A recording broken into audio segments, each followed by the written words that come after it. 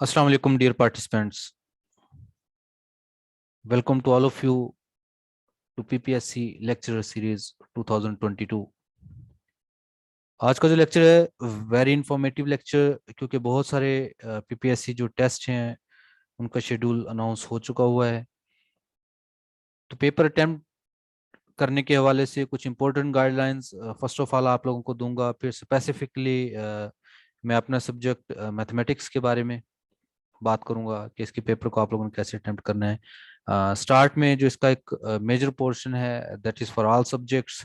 तमाम सब्जेक्ट्स के जो लोग हैं इसी गाइडलाइंस के साथ वो चीज़ों को देख सकते हैं कि FPSC PPSC 100 marks MCQ paper जब भी कभी आए तो कैसे उसको मैनेज करना है, कैसे उसको अटेम्प्ट करना है। ओके, मूव करते हैं हम अपने सेशन की तरफ। फर्स्ट ऑफ ऑल आप लोग मेरे यूट्यूब चैनल से फेमिलियर हैं। फेसबुक पे YouTube same name Mohammad Suhail Hasan Rao के नेम से आप लोग देख सकते हैं, और फेसबुक हमारा जो ऑफिशियल पेज है एप्टीट्यूड कंसल्टेंट के हवाले से एंड पीपीएससी एजुकेटर्स प्रिपरेशन, उन दोनों पे दोनों प्लेटफॉर्म्स पे आप लोग जो है वो कांटेक्ट कर सकते हैं। I am currently working as a lecturer in mathematics, also district subject coordinator as a master trainer, and also as well as aptitude trainer 2009 से जो different NTS PPSC FPSC test preparation के अंदर involve हूँ, और अल्हम्दुलिल्लाह a lot of success stories. also working as AIUU resource person at Ramak Open University. Here few experience timelines. Right after 2009, about 13 years of total teaching experience, having about 7,000 students, as well as many of the students serving in different government sector organizations. आज का जो हमारा session होने जा रहा है, इस session के अंदर टू डिफरेंट पार्ट्स हैं कि एफपीएससी पीपीएससी के सिलेबस के बारे में हम बात करेंगे। उस पर अब ज़्यादा फोकस नहीं करूंगा, क्योंकि मेजॉरिटी ऑफ द सेशंस में जो आप लोग प्रीवियस मेरी वीडियोस हैं उनके अंदर अगर आप लोग देखेंगे तो आप लोगों को डिफरेंट ओरिएंटेशंस के अंदर पीपीएससी एफपीएससी का जो 100 मार्क्स में जो मेन सिलेबस है, मेजर सिलेबस है, उसकी आउटलाइन मिल जाएंगी। टिप्स एंड ट्रिक्स ये मेन चीज़ है कि उसकी जो अटेम्प्ट के हवाले से कैसे आप लोगों ने उसको लेके चलना है, क्योंकि ये सेशन अब पेपर्स के बिल्कुल करीब ले रहा हूँ, तो इस वजह से जो मेन पोर्शन है उसी के अंदर चलूंगा। पीपीएससी एफपीएससी एनटीएस जो जितने भी ये कह लें कि आप लोगों के पास टेस्टिंग एजेंसीज हैं, उनके पेपर्स को अटेम्प्ट करते हुए एमसीक्यूज के हवाले से जो टिप्स आप लोगों को दूंगा वो तमाम के लिए ही वैलिड होंगी। अप टू सम एक्सटेंट जो है वो आप उसके अंदर थोड़ी बहुत चेंजेस कर सकते हैं। टेस्ट के हवाले से बताता चलूँ आप लोगों को कि टेस्ट को मैंने 3 डिफरेंट फेजेस के अंदर जो है ना डिवाइड कर रखा है कि उसकी प्रिपरेशन जो है वो आप लोगों ने कैसे करनी है। Before test first of all ये जो आप लोगों को टॉप मोस्ट थिंग जो नजर आ रही है वो क्या है कि टेम्प्ट इज इम्पोर्टेंट। अब ये क्या चीज है कि tempt is important? Tempt important का मतलब ये है कि याद रखिएगा कि जब भी आप पीपीएससी टेस्ट में अपीयर होने के लिए जा रहे हैं तो इस चीज को आप लोग के माइंड के अंदर ये बात होनी चाहिए कि जो अटेम्प्ट आप लोग लेने के लिए जा रहे हैं, जो अटेम्प्ट आप लोग अवेल कर रहे हैं, ये एक प्रॉपर चांस है और इसकी एक अपनी वर्थ है जिसको आप लोग स्ट्रेट फॉरवर्ड कह लेके इग्नोर नहीं कर सकते। ऐसे कि ठीक है जी, अगर इस बार नहीं हुआ तो, क्योंकि लिमिटेड नंबर ऑफ चांसेस हैं। ये बात मैंने पहले आप लोगों को बताई कि हर पोस्ट के लिए 3 डिफरेंट चांसेस हैं, और चांस आपका तब जो है वो अवेल्ड माना जाता है या ज़ाया होता है अगर आप लोग अ, किसी भी जगह पे जाके फेल हो जाते हैं। फेल से मुराद ये लेंगे कि अगर आप टेस्ट की बात कर रहे हैं तो लेस देन 40, और अगर इंटरव्यू की बात कर रहे हैं तो लेस देन 15, दोनों में से जो भी चीज़ आए। इसके बारे में इन डिटेल वीडियो के अंदर जो है मौजूद है बात, इससे पहले वाले बहुत सारी वीडियोस के अंदर। ओरिएंटेशन की कोई भी वीडियो आप लोग मेरी ओपन करेंगे तो इंशाल्लाह आप लोगों को वहां से बात मिल जाएगी। सेकेंडली, हमेशा इस चीज का पता होना बहुत जरूरी है कि जो पेपर पैटर्न है कि कितने एमसीक्यूज हैं, कितना टाइम है, 100 एमसीक्यूज हैं, 90 मिनट टाइम है, और पासिंग मार्क्स 40 पे होता है। और प्रीवियस मेरिट, मैथमेटिक्स की बात करें तो मैथमेटिक्स का बहुत कम मेरिट होता है। तो मेरिट के बारे में जानना बहुत जरूरी है। ठीक है, ओके। फिर नेक्स्ट क्या है? Past paper revisions. हमेशा याद रखिएगा कि इस चीज पे जरूर फोकस करना है आप लोगों ने कि जो पास्ट पेपर्स हैं, पास्ट पेपर रिवीजन बहुत जरूरी होती है। पास्ट पेपर रिवीजन ही आप लोगों को बताती हैं कि एक्चुअली आप लोग किन किन एरियाज को कवर करें कि आप लोग बड़े अच्छे तरीके से पेपर को अटेम्प्ट कर पाए। यानी कि यूं कह लें कि जो इंपॉर्टेंट एरियाज हैं उनके बारे में आप लोगों को पास्ट पेपर बताएंगे। इसकी हमने बहुत ज्यादा प्रैक्टिस की। बबल शीट को एक बार जरूर ऑनलाइन आप लोग देख के उसका प्रिंट लेके जरूर एक बार उसको प्रैक्टिस कर लें, सो दैट कि आप लोग उससे फेमिलियर हों। जो इससे पहले अगर कभी कर चुके हैं तो फिर उनके लिए तो चलें, वेल एंड गुड। अदरवाइज ये याद रखिएगा कि इससे जो फर्स्ट टाइम पीपीएससी के पेपर को अटेम्प्ट कर रहे हैं उन तमाम लोगों के लिए मैं बताता चलूं कि वो बबल शीट एक बार जरूर जो है वो कर लें। नेक्स्ट आप लोगों ने इस चीज को इंश्योर करना है कि टेस्ट से पहले जब आप लोगों ने जाना है तो आप लोगों की जो रोल नंबर स्लिप्स हैं वो आप लोगों के पास मौजूद हों, और सीएनआईसी ओरिजिनल आप लोगों के पास मौजूद हो। जो रिसीट है जो आप लोगों ने फी पे की थी उसकी कॉपी आप लोगों के पास मौजूद हो, और कोविड कार्ड जो है उसका प्रिंट आप लोगों के पास मौजूद हो।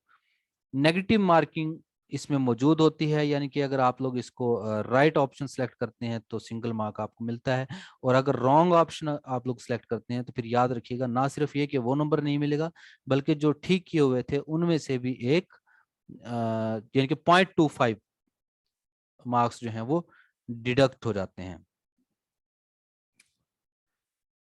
ओके, नेक्स्ट है हमारे पास कि जब इम्तिहानी रात, यानी कि जो तमाम कैंडिडेट्स हैं उनके लिए शायद ये कल या परसों की रात बनती है, उससे एक रात पहले आप लोगों ने बड़े अच्छी किस्म की नींद लेनी है। उससे पहले पैनिक करने की जरूरत नहीं है। ये आखिरी दिन जाके वो जो काम करते हैं कि आखिरी दिन जाके अफरा तफरी के अंदर तैयार, आखिरी वक्त तक नोट्स को पकड़ा होना और उसके बाद जाके एग्जामिनेशन हॉल में, नो। आप लोगों को बहुत टाइम मिला है और बहुत टाइम मिल जाता है तैयारी करने के लिए। अब वो आखिरी रात या आखिरी लम्हात जो हैं उसको परेशान होते हुए गुजारने की जरूरत नहीं। अच्छी और तगड़ी किस्म की नींद लें ताकि आप लोग रिलैक्स मोड के साथ जाके और फ्रेश माइंड के साथ वहां पे काम कर सकें। और दूसरी बात कि कम से कम 1 घंटा पहले आप लोग एग्जामिनेशन सेंटर जो आप लोगों को अलॉटेड है उसमें जरूर पहुंचें, सो दैट कि आप लोग ना सिर्फ वहां जाके उसके एटमॉस्फेयर से फेमिलियर हो सकें, बल्कि वहां जाके अपना रूम देखें कि किस रूम, मतलब जो सेंटर का नंबर है उसके मुताबिक देख लें, कि ताकि बाज़ औक़ात एक से ज़्यादा सेंटर एक इंस्टीट्यूट में मौजूद होते हैं, किसी यूनिवर्सिटी में है, किसी कॉलेज में है, तो वहां पे टेंशन ना हो इन टाइम, भागम भाग जो प्रोसीजर है वो ना हो। और दूसरा ये कि उस रूम को एटलीस्ट देख लें, फौरन जाके ना भी बैठें, ताकि उस एटमॉस्फेयर को आप लोग देख सकें, आप रिलैक्स हो कि मैंने फलां जगह पे पहुंचना है, इन टाइम पहुंच सकेंगे। उसके बाद कहीं आसपास अगर आप लोग रिफ्रेशमेंट करना चाह रहे हैं तो वो करें। कहने का मतलब कि आप उस माहौल से जाके फेमिलियर हो जाएं काफी देर पहले, ताकि आपको पता चल जाए कि वहाँ पे वेंटिलेशन की क्या सूरत हाल है, पानी आप लोगों ने साथ किस तरीके से लेना है, वाटर बॉटल आप लोगों ने अपने साथ रखी है, सारी चीजें थोड़ा सा अरेंजमेंट करने में आसानी होती है। अपनी जो रोल नंबर स्लिप है वो आप लोग उस अमले को एक दफा चेक करवा लें कि ये वही सेंटर है, वही जगह है जहाँ पे आप लोग आए हैं। और दूसरा ये कि जिस दिन आप लोगों ने जाना है फजर की नमाज पढ़ के जाएं, पाक साफ जो है वो, इसका अपने बॉडी के ऊपर बड़े पॉजिटिव इम्पैक्ट हैं। ऑब्वियसली हर वक्त की नमाज आप लोग पढ़ें जिससे जो है आप लोगों को माइंड कूल रहता है। उस दिन सुबह भी इबादत भी करें, कुरान पाक पढ़ के जाएं, दूसरा वालदैन की दुआएं लेके जाएं, और इनका बहुत ज़्यादा जो है वो असर हैं आप लोगों के इंशाल्लाह एग्जामिनेशन को अटेम्प्ट करने के पॉइंट ऑफ व्यू से। अब टेस्ट डे में चले गए हैं आप लोग, टेस्ट पे जब पहुंच गए तो फिर याद रखिएगा कि सबसे पहले आप लोगों को जो है आंसर शीट दी जाएगी, वो बबल शीट दी जाएगी। बबल शीट जैसे ही आए तो आप लोगों ने उसको देख के अपना जो है वो तमाम चीजें जो है वो फिल कर लेनी है, जो भी चीजें हों, जो उसके ऊपर जो आप लोगों ने स्पेसेस प्रोवाइड की गई होती हैं उनको फिल करें। और जो क्वेश्चन पेपर इसी तरीके से आएगा, वहां पर रोल नंबर की एक स्पेसिफिक जो प्लेस होता है उसको फिल करें। जो चीजें आप लोगों ने एंटर करने वाली हैं वो सबसे पहले एंटर करें। अच्छा, अब बात आती है ये जो थर्ड यहाँ पर गाइडलाइन है, ये याद रखिएगा कि ये बड़ी इंपॉर्टेंट है। अच्छा, एक तो पहले एग्जामिनेशन से पहले आप लोगों ने परेशान नहीं होना। आसपास लोगों बड़ी बातें करते हैं कि जी इम्तिहान बड़े औखे आते हैं, कोई पास ही नहीं होता। और भाई, आपसे ज्यादा सियाना बंदा वहां पे कोई भी मौजूद नहीं, ये बात याद रखें। किसी का देखने की जरूरत नहीं, किसी पे रिलाय करने की जरूरत नहीं, अपने आप के ऊपर जो है वो ट्रस्ट करें। ठीक है, और अपना आप लोगों ने कोशिश करनी है कि काम करने की। अच्छा, पेपर अटेम्प्ट करने के हवाले से देखें कि अब आम रूटीन में बहुत सारे जो सब्जेक्ट टू सब्जेक्ट चीजें ऐसी होती हैं कि ये कहा जाता है कि जी पहले उसको पढ़ लें। अब टाइम का इशू है यहाँ पे। अब यहाँ पे टोटल है 90 मिनट 100 MCQs के लिए। अगर आप लोग जितना लेंथी होता है, मतलब 4 साइडेड पेपर होता है पूरा, 4 सफ़ों का होता है, आपको अगर याद हो बड़े अच्छे तरीके से, तो अगर आप उसको पहले तसल्ली से सारे को पढ़ना शुरू कर देंगे तो फिर तो पक्की बात है कि वो आधा घंटा तो वही खा जाएगा। तो इट मीन्स कि फिर आप लोगों के पास मजीद जो है वो प्रेशर टाइम का बढ़ जाएगा। तो इससे बचने का बेहतरीन सोल्यूशन ये है, ये जो थर्ड पॉइंट मैंने लिखा है इस पे जरूर फोकस करना है कि आपको पता होता है कि अगर आपने पास्ट पेपर्स देखे हो तो किस किस एरिया में से आता है, मतलब रियल एनालिसिस से आता है, अलजबरा से आता है, मैकेनिक्स से आता है, वेक्टर से आता है, टेंसर से आता है, तो जो एरिया से भी आता है, इसमें कोई तो एरिया आपका फेवरेट होगा, कोई तो एरिया होगा जिसपे आपकी ग्रिप होगी। और जिस एक एरिया से आते हैं उसके क्वेश्चन इकट्ठे होते हैं। मतलब कैलकुलस है जैसे, ठीक है, डेरिवेटिव इंटीग्रेशन के क्वेश्चंस हैं, फॉर्मूलाज के हैं, जो एरिया आपको ज्यादा बेहतर आता है, काइंडली उस एरिया को पकड़ के पोर्शन वाइज उसकी लुक लें कि रियल के क्वेश्चंस कहाँ पे हैं, अलजबरा के क्वेश्चंस कहाँ पे हैं, यहाँ से स्टार्ट हो रहे हैं, अच्छा इनको पहले कर लो। ठीक है, और 100% के लिए ना पैनिक होने की जरूरत नहीं है आप लोगों को। 100 ना भी हुए कोई इशू नहीं। मेरिट मैथ्स का अगर आप लोगों को पता हो 50 के राउंड अबाउट रहता है। अगर 50 आप लोगों के एक्यूरेट हैं, 100% आपको पता है वो ठीक है, तो देन इट्स ओके, आप लोग बड़ा सेफ जोन में होंगे। अभी मैं आगे बात बताता हूँ। और दूसरा ये कि जब आप चूंकि पोर्शन वाइज मैंने कहा कि लुक लें, दरमियान में से जब आप एक क्वेश्चन करेंगे तो जब एक क्वेश्चन जब आप लोग सॉल्व करते हैं तो उस पर अपनी उंगली रखें साइड पे, उस नंबर पे। ठीक है, 23rd है। अच्छा, अब दूसरे 23rd के सामने, ताकि आपने उंगली रख रखी हो, पता होगा 23rd वाले को टिक करना है, तो बबल शीट पे जाकर 23rd वाले को फिल करें। यहाँ पे बहुत सारी ऐसी लाइव एग्जांपल्स मौजूद हैं।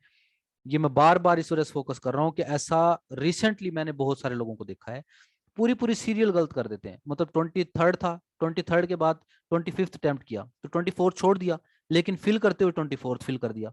अब ये ऐसा बड़ा ब्लंडर है जो एक दफा जिंदगी में कोई कर ले तो सारी उम्र दोबारा नहीं भूलेगा। लेकिन फिर अगर आपने अपनी ही गलती से सीखना है तो फिर तो 3 साल 4 साल का फिर इंतजार करेंगे आप लोग।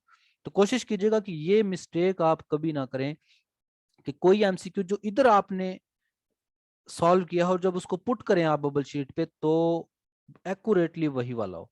और कोशिश ये करें कि आप लोग बोर्ड मार्कर लेके जाएं जिसकी टिप चूंकि वो बड़ी होती है, तो आप सिंगल टाइम उसको स्ट्राइक करते हैं जब बबल शीट पे, तो वो टोटली उसको बॉक्स को फिल कर देता है। तो सबसे अच्छा है, आप लोगों का टाइम वेस्ट नहीं होगा, टाइम भी सेव होगा। ठीक है ना। और लास्ट में नेगेटिव मार्किंग है भाई। नेगेटिव मार्किंग होने की वजह से हर एक पे तुक्का नहीं मारना। सबसे पहले जो श्योर हैं उनको अटेम्प्ट करते जाएं और आगे चलते जाएं। अच्छा, अगर तुक्का मारना पड़े तो फिर वो क्या करना है, वो आगे एक स्ट्रेटजी है पूरी, मैं आप लोगों को बताता हूँ। कोशिश ये करनी है कि जितने मैक्सिमम क्वेश्चंस अटेम्प्ट हो जाएं एक्यूरेटली वो करें। और दूसरा ये कि जो जिसमें कोई थोड़ा बहुत डाउट है उनको साइड पे थोड़ा सा निशान लगा लिया करें, ताकि वो नेक्स्ट जब आप लोग अटेम्प्ट में आए तो आप लोगों को पता हो। अच्छा, जो सिलेबस है ना 20% जीके के लिए, 20% जीके के लिए, और तमाम 100 मार्क्स की जो पोस्ट होती हैं उन तमाम पोस्ट के लिए सिलेबस के अंदर ये वाले पोर्शन लाजमी इंक्लूडेड होते हैं, जिसमें English, basic math, science, Islamic studies, Urdu, computer, Pakistan affair, current affairs. इनका सिलेबस भी मैंने फर्स्ट टाइम जब आप लोगों की ओरिएंटेशन ली होंगी काफी सारी, उन सब में हर एक का एक प्रिस्क्राइब्ड सिलेबस है। तो इस टाइम सिर्फ आपको ये कहूंगा कि इंग्लिश की और उर्दू की, इन दोनों के उर्दू के अंदर अगर कुछ फेमस राइटर्स की बात कर लें वो, या बुक्स की, अदरवाइज इनकी जो ज़रबुल इमसाल हैं, ठीक है ना, प्रोवर्ब्स हैं, इंग्लिश के प्रोवर्ब्स और उसकी ज़रबुल इमसाल और एनोलॉजी, ये स्टार्ट में आपको दिया था। बेसिक मैथ की हमने काफ़ी सारी प्रैक्टिस की, मतलब रेशियोज, परसेंटेजेस, और रेशियो प्रोपोर्शन से रिलेटेड क्वेश्चन थे, परसेंटेजेस से रिलेटेड क्वेश्चन थे, एवरेजेस थी। तो वो साइंस के अंदर बेसिक यूं कह लें कि क्वेश्चंस होते हैं, बड़े बेसिक टाइप के एवरीडे साइंस के क्वेश्चंस होते हैं। इस्लामिक स्टडीज का इसी तरीके से, यानी कि इसमें पोर्शन चूंकि बहुत ज़्यादा हैं, लेकिन अब जितना टाइम है पेपर अटेम्प्ट के लिए आप लोगों के पास, तो इस टाइम यही है कि आपने जो प्री नॉलेज है उसी को यूटिलाइज करते हुए, जिस तरह इंग्लिश उर्दू का मैंने कहा है कि प्रोवर्ब्स को जरूर देख जाइएगा, नॉलेज को इंग्लिश की को जरूर देख जाइएगा, कंप्यूटर की एब्रीवेशन को देख जाइएगा, ठीक है ना, पाकिस्तान अफेयर्स के अंदर जो इंपॉर्टेंट प्लेसेस और इंपॉर्टेंट मिनिस्ट्रीज हैं उनको जरूर देख जाइएगा। अब आ जाते हैं top 5 strategies to attempt MCQ papers, कि एमसीक्यूज को जब आप लोगों ने अटेम्प्ट करना है तो एमसीक्यू पेपर को अटेम्प्ट किया जाए तो कैसे किया जाए। तो इन चीजों पे फोकस बड़ा जरूरी है, ध्यान रखिएगा। First, plan your time. एक या दो पोर्शन कर लेना तो साइड बाय साइड थोड़ा सा देखते रहें कि आप कितना टाइम ले चुके हैं, सो दैट कि आप थोड़ा सा स्पीडी भी रहें। और ये बात मैंने आपको बता दी है कि मेरिट का ध्यान रहे, कि जिनका मेरिट हमेशा 60 रहता है, मैथ्स की बार बार बात कर रहा हूँ, 40 to 50 रहता है भाई। अगर 50 प्लस में आपके एक्यूरेट चल रहे हैं, आपको लगता है कि 50 प्लस तो फुल्ली एक्यूरेट हैं, तो आसपास का किसी भी किस्म का कोई पंगा लेने की जरूरत नहीं है, कोई जो कह लें कि गैस लगाने की जरूरत नहीं है, किसी भी किस्म की कोई प्रॉब्लम क्रिएट करने की जरूरत नहीं। जिनका 60 है, अगर उनके 60 हैं तो देन इट्स ओके, मतलब उससे आगे जाने की आप लोगों को जो एक्यूरेट आते हैं वो करें, इररेलेवेंट में जाने की जरूरत नहीं है। इररेलेवेंट कब जाना है वो मैं अभी आपको बताता हूँ। Don't rush. बाजू का ऐसा होता है कि आप लोग किसी क्वेश्चन को अटेम्प्ट किया ना, तो लाइक मैथ्स में बात कर लें, 2/4, 2/4 को कहते हैं 1/2। अच्छा, 1/2 भी दिया हुआ, आगे उसने 3/6 भी दिया हुआ है, आपने पहले ही 1/2 देखा और फौरन से उसको टिक मार्क कर लिया। वैसे थोड़ी देर के बाद नजर पड़ी कि 3/6 भी तो 1/2 आता है, और आगे लिखा हो तो बोथ एंड भी। ओ भाई, जब कभी पहला ही ऑप्शन ठीक हो जाए या दूसरा ऑप्शन ठीक हो जाए, जब आपने देख लिया कि ये ऑप्शन ठीक है, तो आगे सिर्फ एक बात जरूर देख लेनी है, क्या, कि कहीं बोथ वाला ऑप्शन मौजूद तो नहीं। अगर बोथ एंड बी वाला ऑप्शन मौजूद है तो खुदारा उनका एक अलग कैटेगरी भी है वैसे, तो आपने फौरन से उसको स्टार्ट वाले को पहले को देख के टिक मार्क नहीं कर लेना, आगे चेक कर लेना कि बोथ एंड बी वाला ऑप्शन तो नहीं, ताकि वो वाला क्वेश्चन आपका सेव हो जाए। यानी कि स्टार्ट में ही अगर आपको एक आंसर मिल गया है तो आगे चेक कर लेना है बोथ का ऑप्शन तो मौजूद नहीं। बाजू का ऐसा होता है कि डिफरेंट क्लूज क्वेश्चन के अंदर मौजूद होते हैं, या एक से दूसरे क्वेश्चन के अंदर, एमसीक्यू के अंदर एक से ज्यादा क्लूज मौजूद होते हैं। मतलब बाजू का ऐसा होता है कि कोई ऐसी डेफिनेशन जिनके नाम आपको याद नहीं है, लेकिन एक एमसीक्यू के, यानी कि एमसीक्यू को स्टेम अगर बोलते हैं और उसके जो ऑप्शंस हैं डिस्ट्रैक्टर्स जिसे बोलते हैं, तो ऊपर किसी स्टेम के अंदर उसका या डिस्ट्रैक्टर के अंदर उसका जो है वो उसने क्लू दे रखा है। तो डिफरेंट क्लूज को भी यूज करना है आप लोगों ने, उससे काफी हेल्प बाजू का मिल जाती है। कुछ चीजें होती हैं उनके स्पेसिफिक मीनिंग आपको पता नहीं होते, लेकिन कॉन्टेक्स्ट, किस कॉन्टेक्स्ट में ये बात यूज होती है, किस कॉन्टेक्स्ट में ये वर्ड यूज हो रहा था, किस कॉन्टेक्स्ट में फार्मूला यूज हो रहा था, यानी कि रेट ऑफ चेंज के लिए डेरिवेटिव यूज होता है, ठीक है ना। तो कहीं पे कोई उसका जिस तरह बैलून ऊपर मूव कर रहा है तो टाइम के लिहाज से कितनी चेंजेस आ रही हैं, हाँ जी क्या लगेगा भाई, डिफरेंशियल, यानी कि यूं कह लें कि डेरिवेटिव अप्लाई होगा, या कैलकुलस का ऑप्शन है नीचे कहीं पे। तो कॉन्टेक्स्ट बेस सिनेरियो अगर कहीं पे है तो कॉन्टेक्स्ट को देख के उसको जो है वो अटेम्प्ट करने की कोशिश करनी है। लास्टली याद रखिएगा, एमसीक्यूज हमने बहुत सारे टेस्ट लिए हैं आप लोगों के, एमसीक्यूज हमेशा प्रैक्टिस बेस्ड आप लोगों को सेट करते हैं, प्रैक्टिस बेस्ड आप लोगों को हेल्प करते हैं। जितनी ज्यादा प्रैक्टिस करेंगे उतने ज्यादा आप लोग जो है वो अटेम्प्ट कर सकते हैं। अच्छा, यहां तक जो बातें की है ना मैंने आप लोगों से, ये तो वो स्ट्रेटजीज हैं जब एमसीक्यूज को अटेम्प्ट करना है। अब सिचुएशंस आ सकती हैं दो तीन तरह की। कैसी? पहली सिचुएशन ये हो सकती है कि मेरिट आम रूटीन में बनता है फर्ज किया 50 और आपके 50 से ज्यादा बिल्कुल एक्यूरेट हैं। भाई इट्स ओके, आप लोगों को ज्यादा परेशान होने की जरूरत नहीं। कोई एक आध जिसमें को बहुत ज्यादा डाउट है, आप लोग उसको वो कर सकते हैं, अदरवाइज क्या करें, वेल एंड गुड, ओके, उसको वहीं पे आप लोग जो है वो स्टॉप कर दें, उसमें रेलिवेंट ज्यादा जाने की जरूरत नहीं। अगर उससे थोड़ा बहुत पीछे फिर रहे हैं तो फिर कोई 8-7 का आप लोग मार्जिन ले सकते हैं। लेकिन अगर आपके 40-41 है, मतलब मेरिट से काफी दूर है लेकिन 40 से ऊपर है, तो फिर भी 40 के बहुत करीब है लेकिन 40 से आगे हैं, तो फिर आप लोग गैस की तरफ भी ना जाएं, ताकि एटलीस्ट अब आप लोग मेरिट से तो बहुत पीछे हैं, आपका कम से कम चांस तो जाया ना हो। मेरिट अगर बहुत कम आ गया तो आप उसमें क्वालिफाई भी कर जाएं और कम से कम आपका चांस जाया ना हो।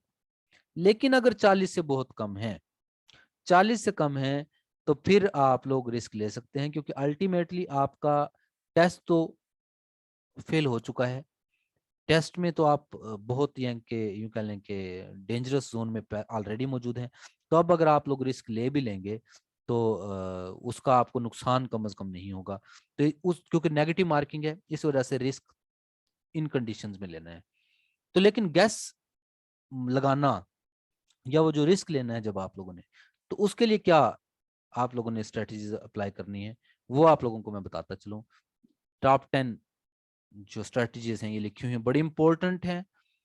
First one, elimination. बाजुकात ऐसे होता है कि आप एलिमिनेट कर करके, मतलब ये वाला, ये ना पता हो कि आंसर कौन सा है, लेकिन अगर ये पता चल जाए कि फला फला नहीं है, तो एलिमिनेट कर करके आप लोग आंसर तक पहुंचने की कोशिश कर सकते हैं। ठीक है। Avoid north south values.